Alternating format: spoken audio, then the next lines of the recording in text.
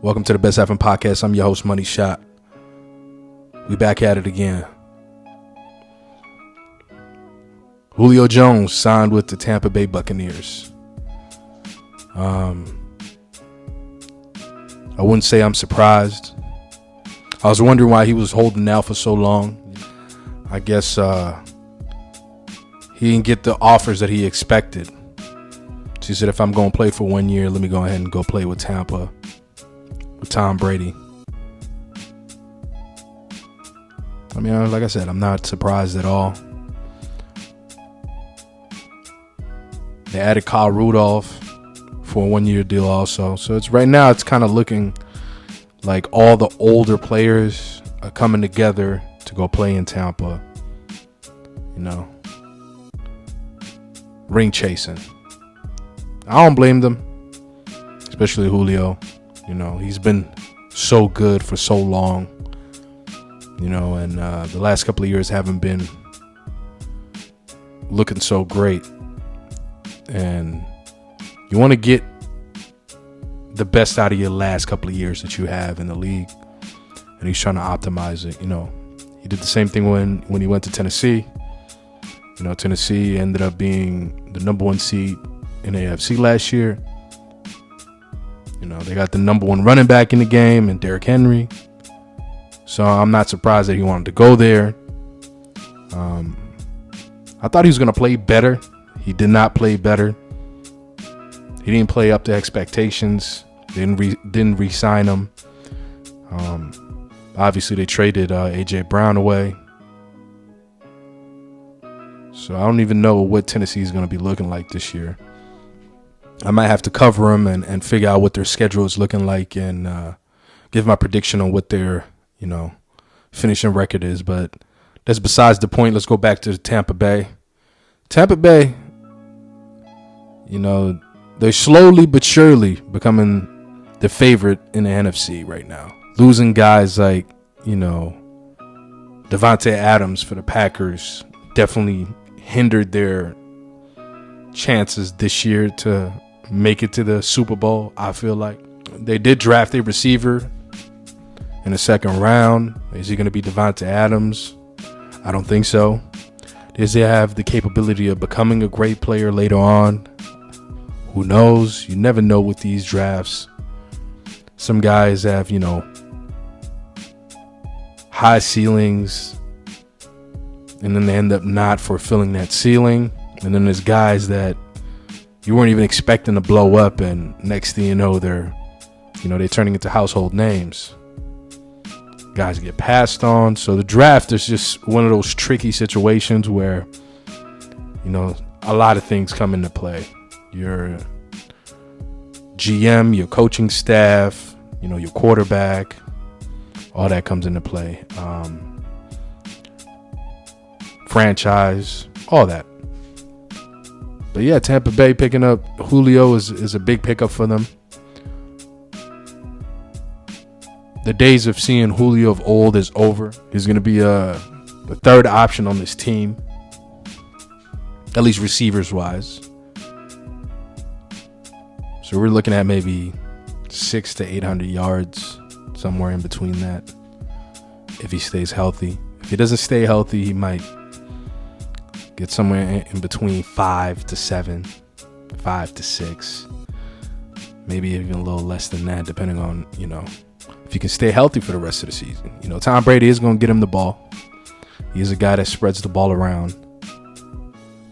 But Antonio Brown, he didn't really get 1,000 yards playing with them. So that tells you the third option does get the ball thrown to him, but it ain't a consistent thing. The two guys that are, for the most part, getting most of the targets are going to be Godwin and Evans. They have Leonard Fournette running the ball for them. I covered him on the last episode. You know, hopefully he'll get it together. But right now, my early Super Bowl pick is looking like it might be the Tampa Bay Buccaneers in the NFC. There's no other team in the NFC that really make moves like that in this offseason. Besides, obviously, drafts. Like, you know, you got Philly that made a splash in the 2022 draft. Do I now make them a favorite in the NFC? No.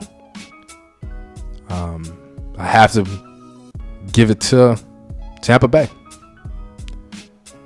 You know, but you never know. You know, sometimes the collection of a bunch of, you know, old and good players might backfire on you. But at this moment, it looks like it's a good move for both parties. Julio gets a chance to be able to win a ring before his career ends, because I think he only has a couple of more years left. But can you still get production out of him? You definitely can. Julio, I mean, if he has a real good season, he might be able to get him maybe a 2-year deal or a 3-year deal, depending on what team he goes to. If he chooses to stay with Tampa, they might continue giving him 1-year deals. Because, you know, it's hard to lock in on a receiver that's in this later stage of his career and has been plagued with injuries. Jimmy G has been given the permission to seek a trade. Now, this is great news for Jimmy G if this was March, April. But we're talking about in July. They gave him the okay to seek a trade.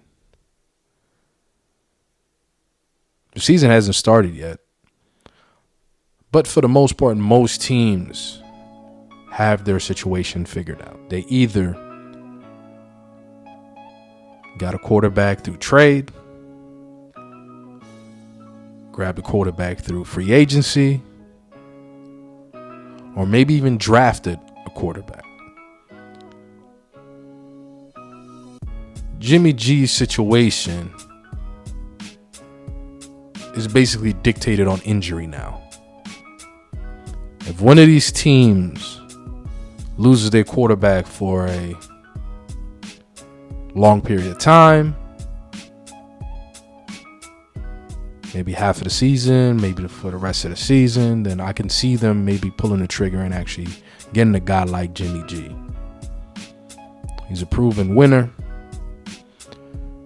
He's not a guy that will fill up the stat sheet, but he's definitely a guy that you can rely on to win you games. That is an asset. But if you have a guy that's out, how much are you willing to give up to actually get Jimmy G? Now, for me, I don't think Jimmy G is worth anything more than a 3rd round. Is Jimmy G worth a 2nd? No, he's not. He maybe was worth a 2nd if the 49ers actually valued Jimmy G. But since they don't value him because they moved up to actually get his replacement, you have to put that in consideration. You guys don't want him. Why would I give you a 2nd round for him? A 3rd round is steep, but I still get it because the 49ers are basically telling you, we're giving you a proven commodity, a guy that has won in this league, went to the Super Bowl, went to the conference game multiple times, has a winning record. So all that does equal out to at least a 3rd round. Maybe 2 4s. You take this 1 3rd rounder. And if you are a set team, you feel like it saved your season. Give up a 3rd round, you save your season because you have a liable starter now. But besides that, the Niners basically did Jimmy G a disservice. For a guy that's, he's injury prone. He kind of derailed a couple of their seasons, but that's not really his fault. Injuries are part of the game, obviously. And 2, they're unexpected. The man played well. Not great, but he played well in this last year's playoffs.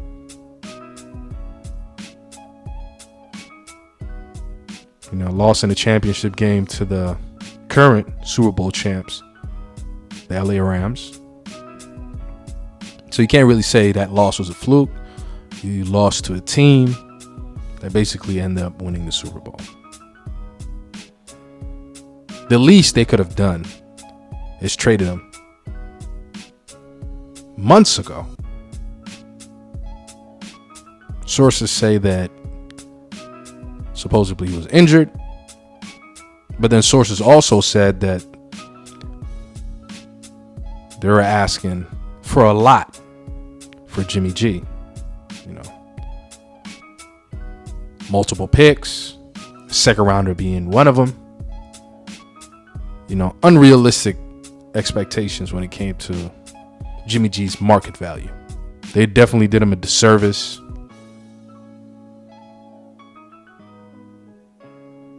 If I'm Jimmy G, I wouldn't be happy with the 49ers organization. They mishandled the whole situation, from first getting his replacement and second not setting him straight.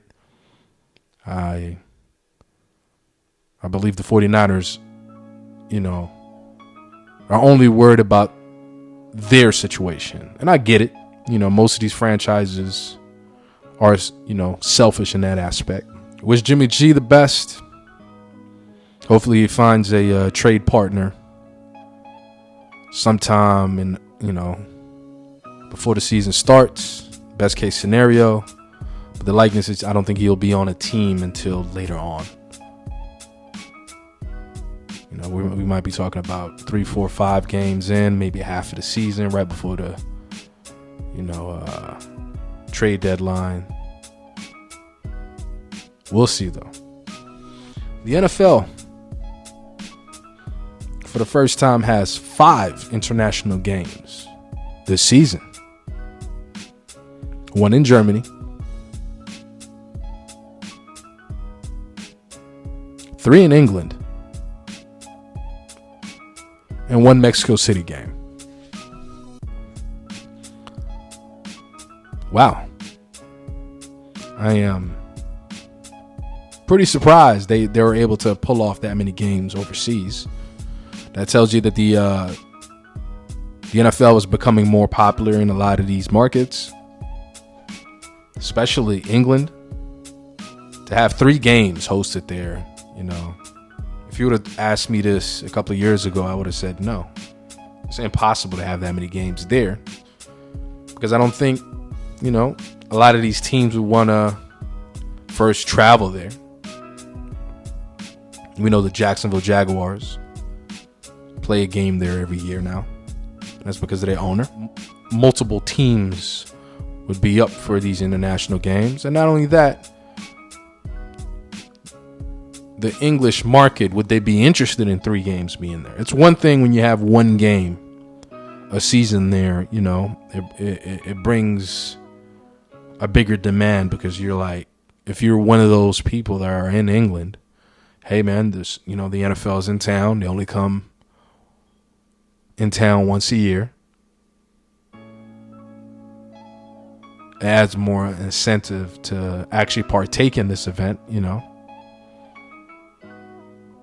But now if you're saying you're in town 3 times, now you can pick and choose on which game you want to go to. I don't know if it's going to hurt their attendance. Maybe it will, maybe it won't. Like I said, this is the first time the NFL has 5 international games. Germany being new. They've had a Mexico City game for the last few years. And I already said, Jacksonville has been playing in England for a decent amount of time. All because of the ownership. Some of the matchups aren't that great. We got Tampa Bay versus the Seahawks in the Germany game. If Russell was still in Seattle, then maybe that game would be great. But the fact that he's not on that team anymore, and now we're watching Tom Brady versus Drew Lock, the excitement isn't there, right? Then one of the English matchups is the Vikings versus the Saints. That's a pretty good matchup. Two teams that, they have to start making a push, Both of them have a new situation, new coaches. Well, at least the Saints coach isn't new. He just got elevated from a defensive coordinator position to the head coach. But with the Vikings, they have a new coach. Both have potential to make the playoffs this year.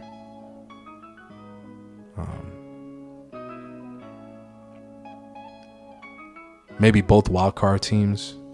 Who knows? Because I think Tampa is going to win their division. I think the Packers are still going to win theirs. So they are two potential teams that can make the playoffs as a wildcard team. The other English game is Jacksonville versus the Broncos. I mean, yeah, you have Russell Wilson in the game. Yes, you have Trevor Lawrence. The jury is still out on Trevor Lawrence.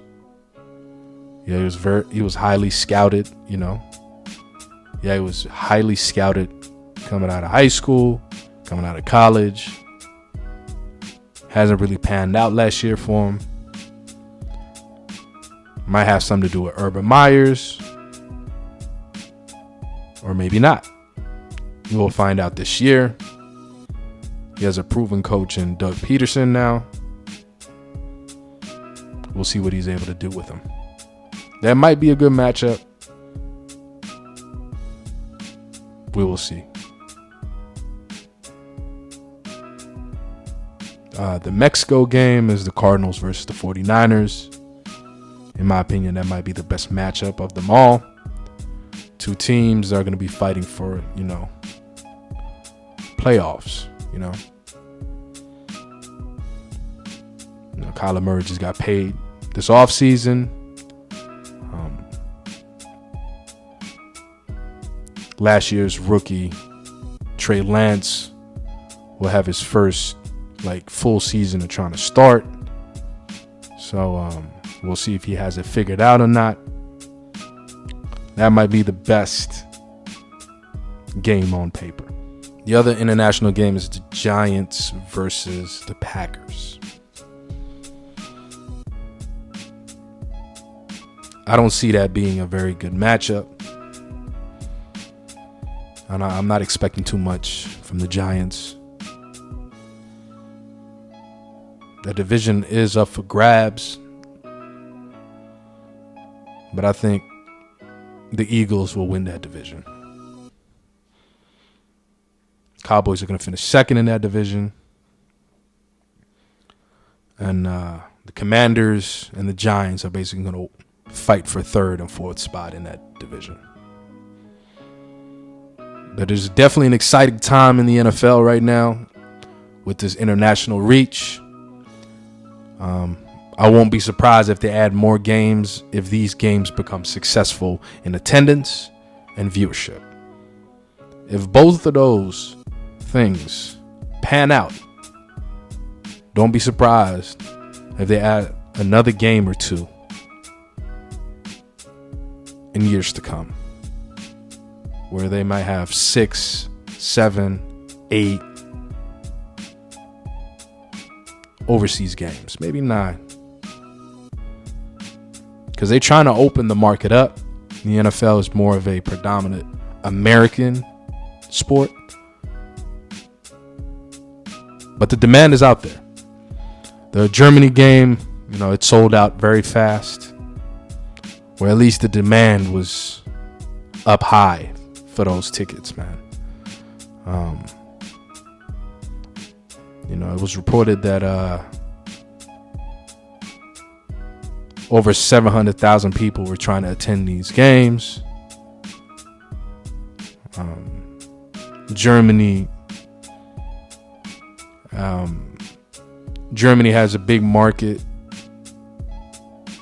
I can see them maybe even hosting another game there, somewhere else in Germany, maybe even the same stadium that they're going. This game will be played in Bayern Munich Stadium. It's gonna be exciting.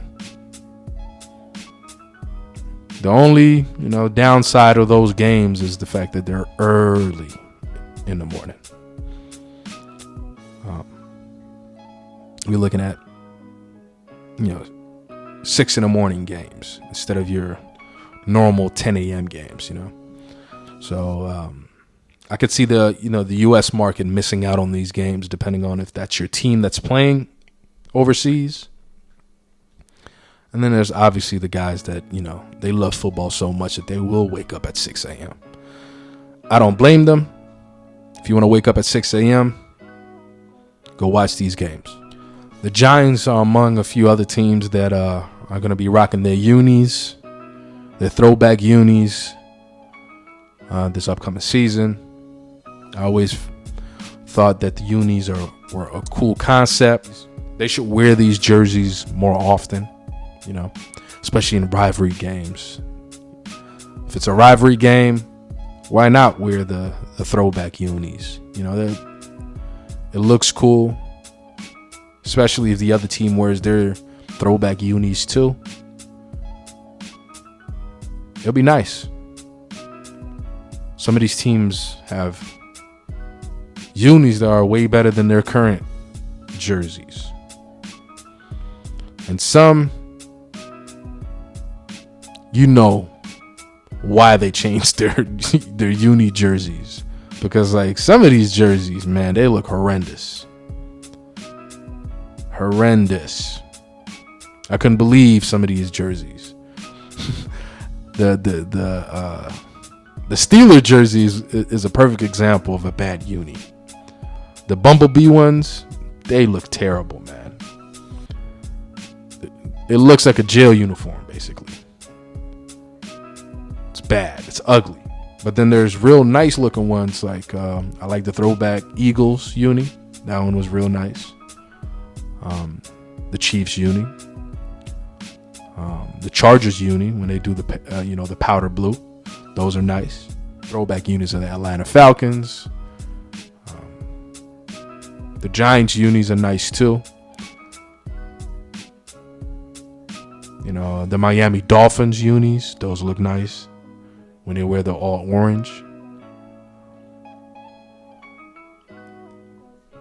They should make that a thing, man. When it comes to rivalry games, both teams wear their unis, and then they go at it. And then, all the other matchups, wear your current uniform. KD doesn't want to play with Kyrie.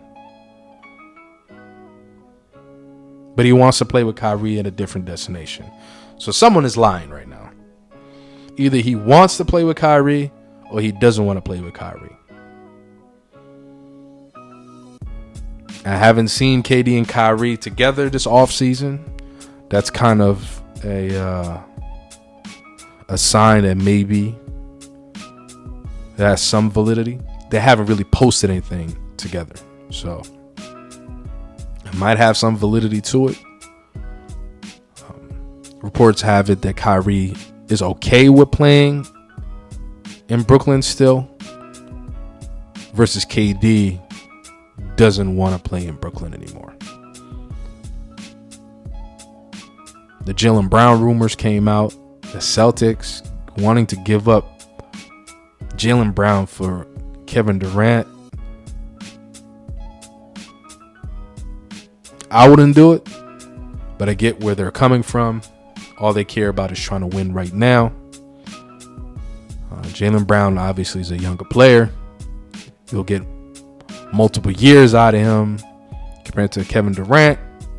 Well, obviously, you could still get multiple years out of him also. But he is getting older. He's not the future in a sense. Versus, Jaylen Brown, you can still get 10 years out of him. The likeness you're going to get 10 years out of Kevin Durant is not that high anymore. The man is like 33 or 34 years old. He's not Tom Brady or anything where he's going to play until he's 44. I just don't see it. Obviously, he could still shoot in the later years of his career because, that's just one of the few things that you could do long term is shooting. But the athleticism is obviously going to deteriorate as you get older. If I'm Jaylen Brown right now, I would be kind of upset, right? I helped this franchise get to multiple conference finals. Finally broke through and actually went to our first finals. He was the best performer in the finals. And now you want to trade him. But the guy that came up short, the guy that really didn't show up in the finals, you want to keep in Jason Tatum. My belief was always that Jaylen Brown is the better all-around player. Compared to, Jason Tatum, yeah, he might be a better shooter than Jaylen Brown, but I don't think he does anything else better than Jaylen Brown. I think he's a, better rebounder. I don't think he's a better defender. I don't think he's a better distributor of the ball. I don't think he has a better inside game than him, but he can definitely shoot better than him. But as we've seen in the finals, we've seen that jumper disappear. And versus, Jaylen Brown kind of stuck to his guns and did what he needed to do to try to keep the team in contention by attacking the basket, by making the extra pass. He did all that. He didn't check out as, Jason Tatum has done through that whole playoffs. Every series he had one of those games where he disappeared, where he only had 10 points, 11 points, 13 points, And if you're that guy on that team, you're the last person that doesn't show up. Especially in these games where, they're in a close game and you have 11, 12, 13 points. Where if you would have just got your average, we're not even talking about you having a crazy, phenomenal playoff game. If you would have just got your average, you would have won some of these games. That series would have gone to 7, and who knows, you might have won in game 7. But the fact that he did not show up and is not part of this trade rumor is, kind of disrespectful to Jaylen Brown. Jaylen Brown is basically in a situation where he can't do no right. I'm the best performer in the finals. You still want to trade me. I've been the most consistent. You still want to trade me. We went to multiple conference finals with him on the team. You still want to trade him. He's the best all-around player you got. You still want to trade him. So I kind of feel bad for Jaylen Brown.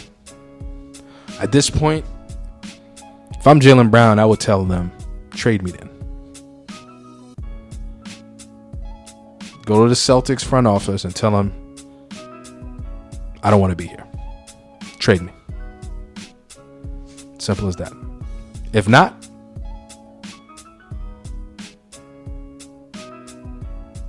I'm not coming. I'm not setting foot in anything Celtics.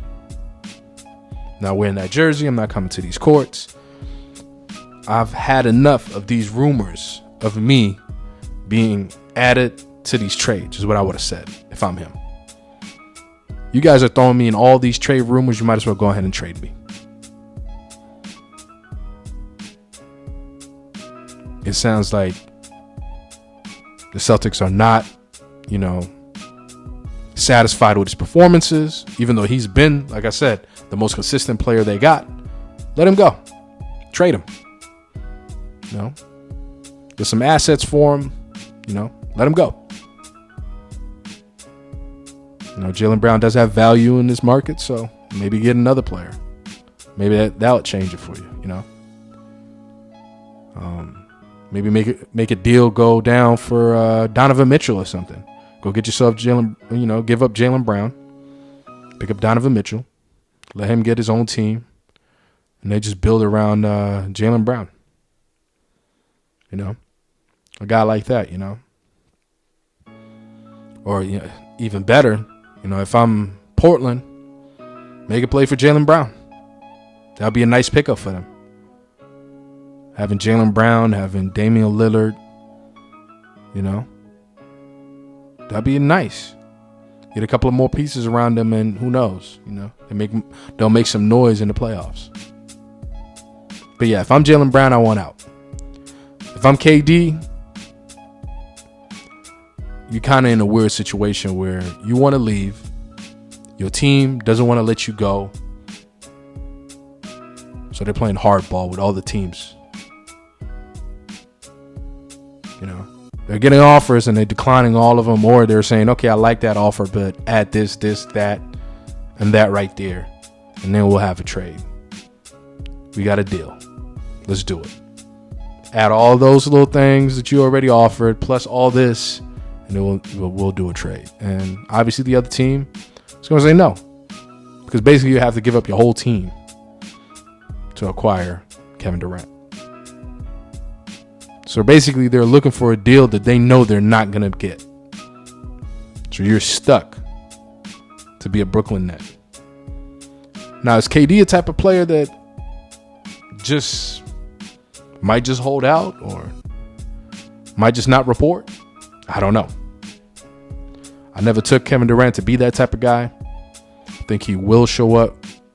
I think he will play. He might be an unhappy camper, but I think he will show up. I think it's going to be something similar to James Harden, what he did with the Rockets. Come in a little out of shape, play nonchalantly, and eventually, the team might just say, the heck with it. Get this guy out of here. Let's cut our losses, get the players that we need.